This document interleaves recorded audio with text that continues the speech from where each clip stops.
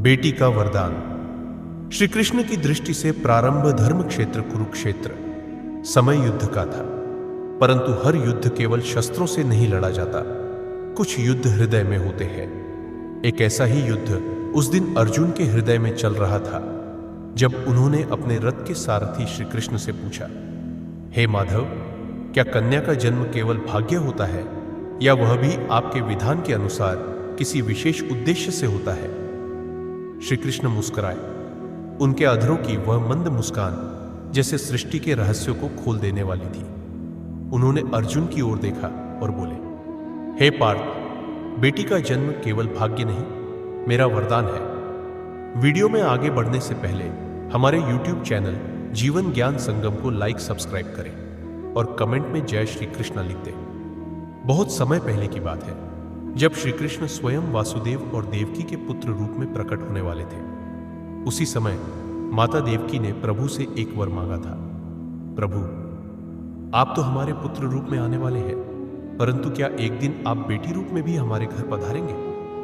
श्री कृष्ण मुस्कुराए, बोले, देवकी, पुत्र तो कर्मफल है, परंतु पुत्री मेरा वरदान। जब जब कोई माता मेरे प्रति पूर्ण श्रद्धा से समर्पित होती है, मैं उसकी गोद में बेटी बनकर जन्म लेता हूं। अर्जुन अचंभित हो गए। मधुसूदन, ये तो मैंने कभी नहीं सुना। लोग तो पुत्र के लिए तप करते हैं, आप कहते हैं पुत्री वरदान है? श्री कृष्ण ने उत्तर दिया, हे अर्जुन, संसार ने जिसको बोझ समझ लिया है, वही तो मेरा सबसे पवित्र उपहार है। जब कोई स्त्री अपने जीवन में करुणा, सेवा और त्याग की पराकाष्ठा पर पहुंचती है, तब मैं उसे बेटी के रूप में अपने अंश से सम्मानित करता हूं। पार्थ, जब किसी घर में बेटी जन्म लेती है, वह इस बात का संकेत होता है कि उस घर ने पूर्व जन्मों में पुण्य संचित किए हैं और उस आत्मा ने मेरे साथ कोई विशेष संबंध रखा है। अर्जुन ने प्रश्न किया, परंतु प्रभु, लोग तो पुत्र को वंश वृद्धि का साधन मानते हैं, क्या बेटी उतनी ही महत्वपूर्ण है? कृष्ण बोले, अर्जुन, वंश तो शरीर का होता है, आत्मा का नहीं। पुत्र वंश बढ़ाता है, परंतु पुत्री स्नेह, प्रेम और करुणा का विस्तार करती है। वह जिस घर में जाती है, वहां मेरा अंश लेकर जाती है। वह मां बनती है, बहन बनती है, गुरु बनती है और सबसे बड़ा रूप, वह सृष्टि की जननी बनती है। श्री कृष्ण ने अर्जुन को एक कथा सुनाई। एक समय की बात है, हिमालय की एक गुफा में एक आर्षी तपस्या में लीन थे। उनकी पत्नी सती अत्यंत श्रद्धालु और सेवा परायण थी, परंतु उनके घर कोई संतान नहीं थी। वर्षों की तपस्या के बाद भगवान शिव ने उन्हें एक पुत्र दिया। वह पुत्र ज्ञानी तो बना, परंतु अहंकारी भी। उसने मां को तुच्छ समझा, पिता को अपमानित किया। सती ने शिव से विनती की, हे प्रभु, मुझे अगली बार ऐसा पुत्र न देना। मुझे पुत्री चाहिए जो कोमल हो, करुणामयी हो और सेवा की प्रतिमूर्ति हो। शिव ने कहा, तथास्तु। और अगले जन्म में वही आत्मा सती बन गई एक ब्राह्मण की पत्नी और उनके घर जन्मी एक दिव्य कन्या, जो स्वयं तुलसी बनकर संसार को भक्ति का मार्ग दिखाने वाली थी। अर्जुन बोला, हे कृष्ण, परंतु समाज तो बेटी को परीक्षा में डाल देता है, कन्या को कष्ट क्यों मिलते हैं?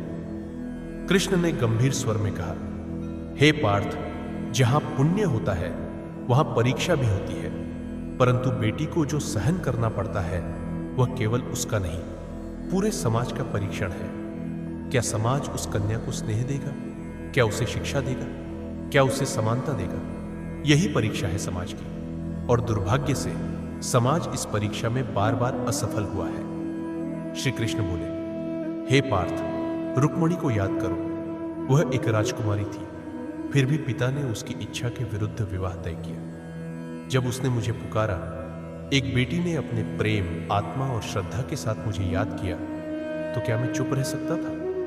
मैं उसे रथ में बैठाकर ले आया और आज तक वह मेरी पत्नी नहीं, मेरी अर्धांगिनी, मेरी प्रेरणा है।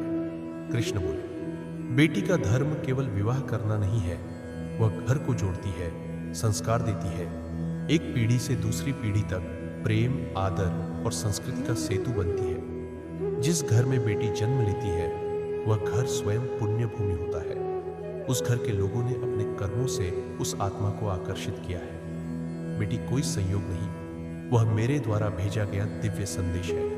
प्रेम करूं, सेवा करूं और स्त्री का सम्मान करूं। अर्जुन ने जिज्ञासा से पूछा, प्रभु, तो क्या आप स्वयं निर्णय करते हैं कि कौन से घर में बेटी जन्म ले?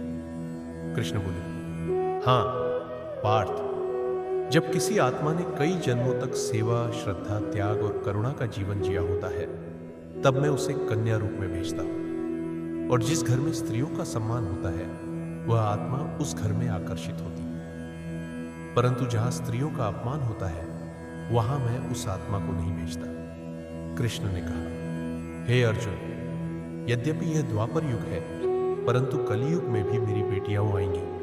कभी लता मंगेशकर बनकर, कभी कल्पना चावला बनकर, कभी मां टेरेसा बनकर, और दुनिया को यह बताएंगी कि बेटी केवल घर की नहीं, समाज की शक्ति है।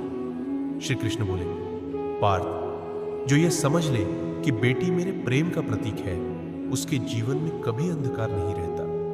जो बेटी को भार समझे, वह स्वयं माया के अंधकार में भटकता है। बेटी का जन्म मेरे द्वारा उस घर को दिया गया आशीर्वाद है। उसे स्वीकार करो, उसका पालन करो और उसे उड़ान दो, क्योंकि जब एक बेटी उड़ती है, तब मेरी लीला पूरी होती है। अर्जुन की आंखों में आंसू थे। उन्होंने हाथ जोड़कर कहा, हे माधव, आज आपने जो कहा वह केवल उपदेश नहीं, वह जीवन की दृष्टि है। आज मैं समझ गया कि बेटी का जन्म केवल एक घटना नहीं, बल्कि ईश्वर की योजना है। श्री कृष्ण मुस्कुराए और बोले, यही तो गीता का सार है। हे पार्थ, जो तुझे दिखे वह माया है, जो अदृश्य है वही मेरा सत्य है, और बेटी वह मेरा सबसे सुंदर सत्य है। आज के लिए बस इतना ही। मिलते हैं न्यू वीडियो पर। जय हिंद, जय भारत।